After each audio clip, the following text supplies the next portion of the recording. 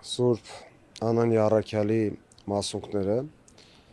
Սուրբ Գրիգոր Լուսավորիչը 4 դարի սկզբին բերեց Հայաստան եւ ամփոփեց այս վայրում, որտեղ հիմա Սուրբ Անանիայի մատուրն է կառուցված,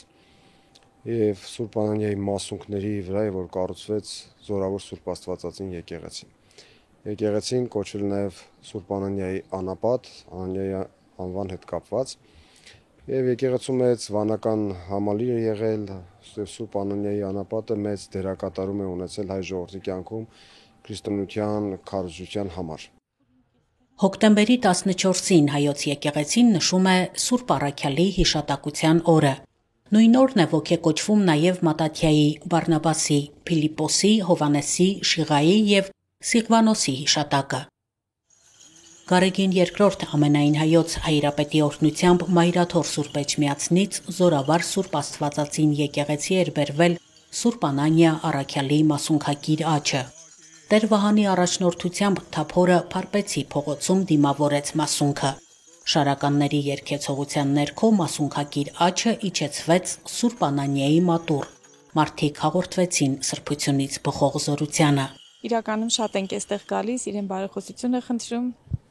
Այս մատուրը շատ հայտնի է եւ երևի միակն է քաղաքում, որ մինչեւ ուշ ժամ բաց է, համարյա ամբողջ գիշեր։ Եվ սա մեր ամենասիրած աղոթատեղին է, որտեղ այդ զորությունը, օշնությունը զգում ենք։ Եվ այսօր մեծ տոն է կարծում եմ հայ առաքելական եկեղեցու եւ մեր բոլոր իրեն զավակների համար։ Զորավոր Սուրբ Աստվածածին եկեղեցում օրհնության կարգ կատարվեց։ Անանյան եղել է Դամասկոսի եպիսկոպոսը։ Աստծո հրամանով նա մկրտել է Սավուղին, ապագա Պողոս Առաքյալին։ Սուրբ Անանյան Աստծո խոսքն է տարածել հրեաների եւ հեթանոսների մեջ։ Ավետարանում հիշատակվում է, ինչպես է նա Պողոս Առաքյալին աղոթքով բուժում, ապա մկրտում եւ Պողոս անունը տալիս։ Անանյան պատասխանեց. Տեր, շատերից լսեցի այդ մարդու մասին, թե որքան չարիքներ է արել Երուսաղեմում քո սրբերին։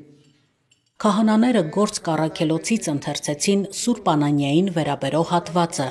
Տոնի արդիվ մարդիկ աղոթքով խնդրում են Սուրբ Անանիայի բարեխոսությունը մարմնի ու հոգու բժշկության համար։ Խորանում սպասավորող Աշոտ Դպիր Արևշատյանը իր Տաթևացուց Տաթևացին գրքում անդրադարձել է Անանիա Առաքյալին ու այս սրբավայրին։ Ցավոք սովետական շրջանի ժամանակներից շատ քչերը գիտեին, որտեղ արգելված էր, բայց աշխատեցինք հնարավորինս տարածել եւ Աստծո ողորմությամբ կարողացանք այնպես անել, որ արդեն այդ օրերը հատուկ պատարագ մատուցվեն, ոնց որ այսօր պետք է մատուցվի։ Այս տարածքը եղել է վանք,